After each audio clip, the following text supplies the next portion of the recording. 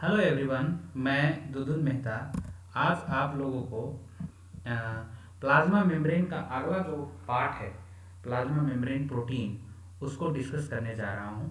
तो चलिए स्टार्ट करते हैं। बेसिकली जो प्लाज्मा मेम्ब्रेन जो सिंगर एंड निकोलसन ने जो मॉडल दिया, फ्लूइड मोज़ाइक मॉडल, उसमें जो है प्लाज्मा मेम्ब्रेन जो है लिपिड और प्रोटीन से मिलकर बना हुआ स्ट्रक्चर है। तो लिपिड का तो मैंने आपको बता दिया कि लिपिड का जो रोल है वो प्लाज्मा मेम्ब्रेन के बेसिक स्ट्रक्चर बनाने में है। और जो प्रोटीन का जो पार्ट है, जो मैं अभी डिस्कस करने जा रहा हूँ, बेसिकली प्लाज्मा मेम्ब्रेन में दो तरह का प्रोटीन होता है। एक पेरिफेरल प्रोटीन और दूसरा इंटीग्रल प्रोटीन। पेरिफेरल प्रोटीन को इंट्रिंसिक प्रोटीन भी कहते हैं और इंटीग्रल प्रोटीन को ट्रांस मेम्ब्रेन प्रोटीन भी कहते हैं। आप फिगर में देख रहे होंगे कि पेरिफेरल प्रोटीन जो है प्लाज्मा मेम्ब्रेन के आउटर सरफेस पे या इनर सरफेस पे बाउंड है, और ये बेसिकली जो है हाइड्रोजन बॉन्डिंग से अटैच्ड होता है। ये जो पेरिफेरल प्रोटीन है वो बहुत ही वीक इंटरेक्शन से जो है प्लाज्मा मेम्ब्रेन से अटैच्ड होता है और बहुत ही कम एनर्जी लगाने पे ये यहाँ से रिमूव हो जाता है। इसके बारे में हम आगे और डिस्कशन करेंगे। दूसरा जो आप फिगर में देख रहे हैं ग्रीन कलर में, ये जो प्रोटीन है इसको इंटीग्रल मेम्ब्रेन प्रोटीन कहते हैं। ये स्पैनिंग धंसा हुआ प्लाज्मा मेम्ब्रेन में धंसा हुआ प्रोटीन है, जो प्लाज्मा मेम्ब्रेन में अलग अलग फंक्शन जो है परफॉर्म करता है। तो चलिए हम बारी बारी से देखते हैं कि प्लाज्मा मेम्ब्रेन का जो प्रोटीन है, जिसको पेरिफेरल प्रोटीन कहते हैं और दूसरा इंटीग्रल मेम्ब्रेन प्रोटीन कहते हैं, उसका जो है एग्जाम्पल क्या है, उसका नेचर क्या है। तो बेसिकली जो प्लाज्मा मेम्ब्रेन का जो पेरिफेरल प्रोटीन है, उसको अगर हम डिफाइन करें तो कहेंगे कि प्लाज्मा मेम्ब्रेन का जो इंटीग्रल प्रोटीन है उसको एक्सट्रैक्ट करने में, उसको निकालने में हमें बहुत ही कम एनर्जी का इस्तेमाल करना पड़ता है। यानी कि ये बिना डिस्टर्ब किए, यानी कि प्लाज्मा मेम्ब्रेन से अगर हमको प्लाज्मा मेम्ब्रेन से पेरिफेरल प्रोटीन को अगर निकालना है तो हमें बहुत ही कम एनर्जी या मैकेनिकल फोर्स का ज़रूरत होगा।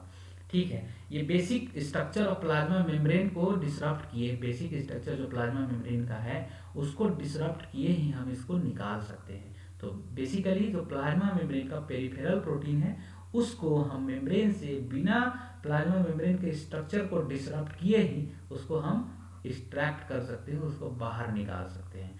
That is called the peripheral protein. Peripheral का मतलब ही होता है आउटर बाउंड्री में या इनर बाउंड्री में, पेरिफेरी में।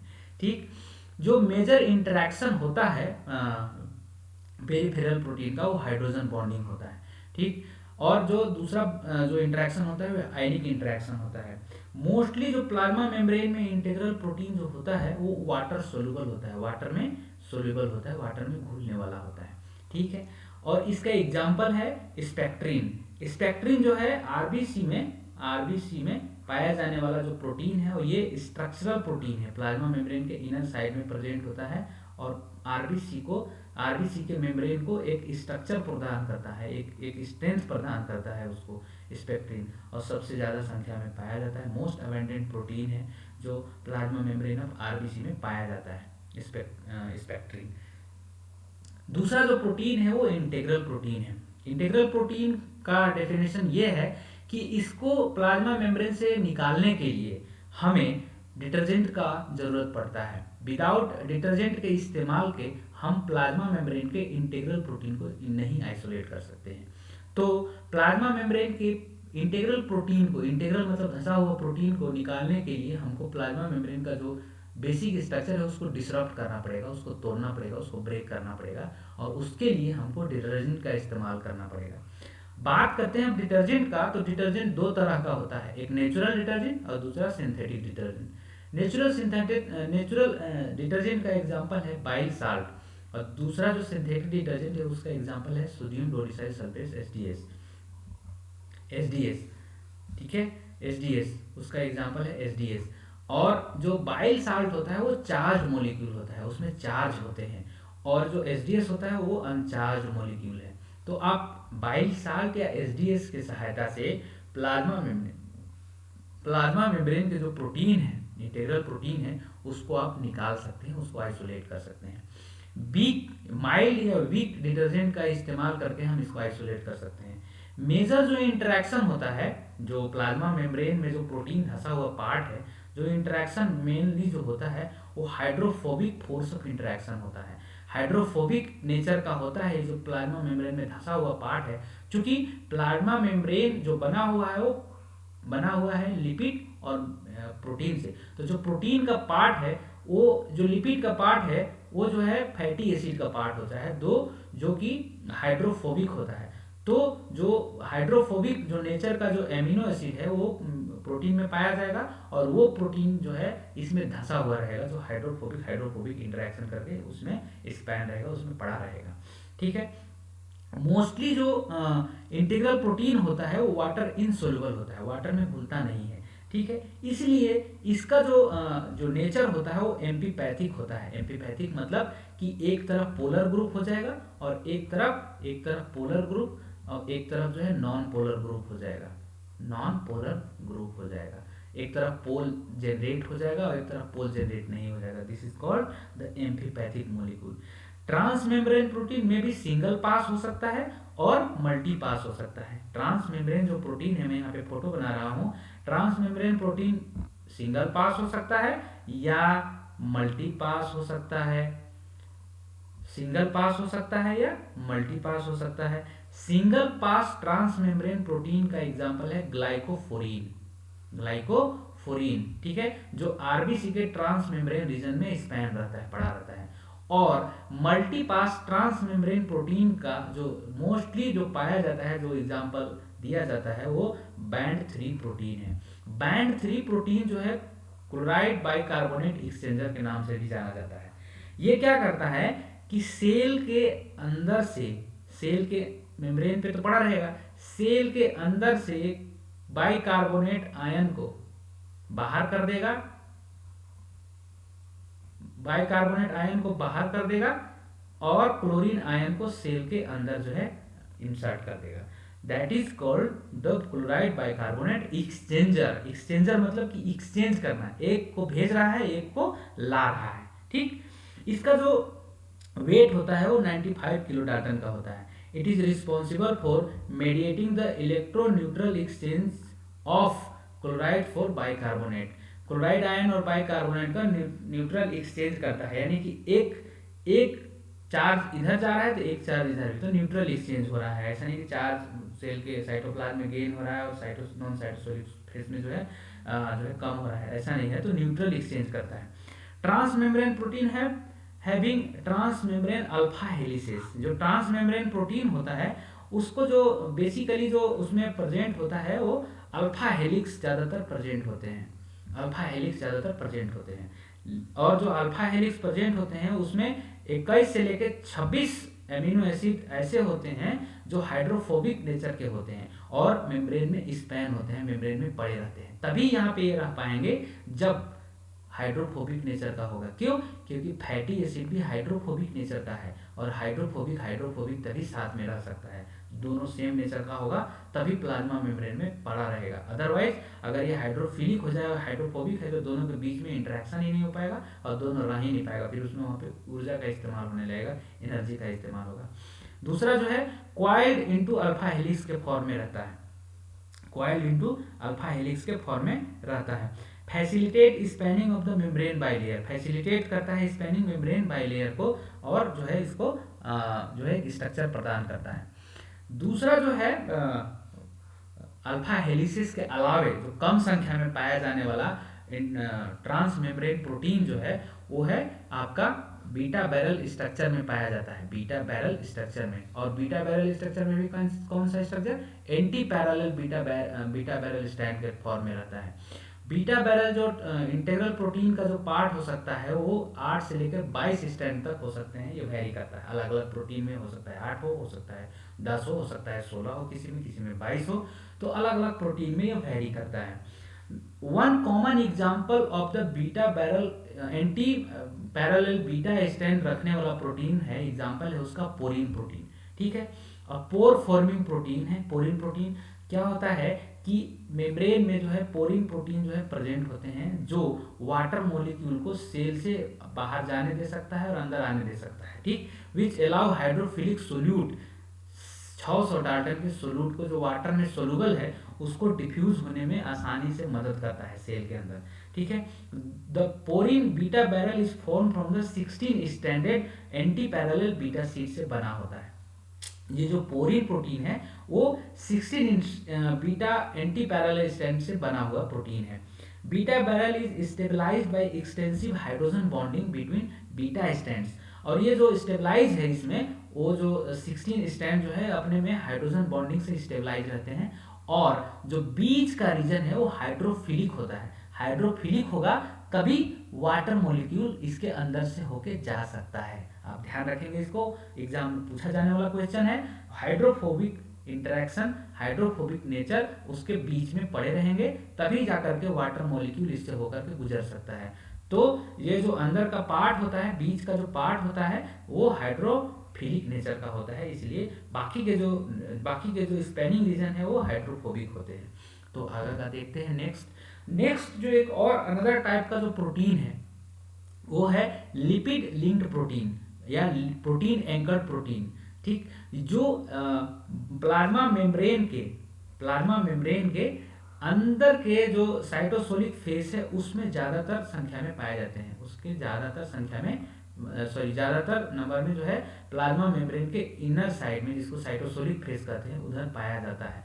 बहुत ही कम संख्या में जो है प्लाज्मा मेम्ब्रेन के आउटर लीफलेट में जो है रिपोर्ट किया गया है। तो ये जो प्रोटीन होते हैं या तो फैटी एसिड से अटैच्ड होते हैं या जो है जिरनाइल जो है फैटी एसिड से लिंक होते हैं, या प्रेनाइल ग्रुप से अटैच्ड होते हैं। ये प्रेनाइल ग्रुप भी कार्बनिक कंपाउंड है जिससे कि अटैच रहता है, और ये प्लाज्मा मेम्ब्रेन के मोनोलेयर जिसको साइटोसोलिक फेस कहते हैं उसमें ज्यादातर संख्या में पाया जाता है। बहुत ही कम संख्या में, बहुत ही लेस संख्या में जो है प्लाज्मा मेम्ब्रेन के outer leaflet non cytosolic phase में पाया जाता है, और वो भी ओलिगोसेकेराइड से भी अटैच हो सकता है ये, ठीक। और इसका एग्जांपल है कि फॉस्फोलिपिड से अटैच हो सकता है, फॉस्फेटिडाइलिसिटोल से हो सकता है, और जो प्रेजेंट होता है वो नॉन साइटोसोलिक फेज में प्रेजेंट होता है। इसका बेसिक एग्जांपल है जीपीआई एंकर्ड प्रोटीन। इसके बाद प्लाज्मा मेम्ब्रेन में जो दोनों प्रोटीन है, peripheral protein and integral protein, उसका जो फंक्शन होता है वो अलग अलग फंक्शन परफॉर्म करता है।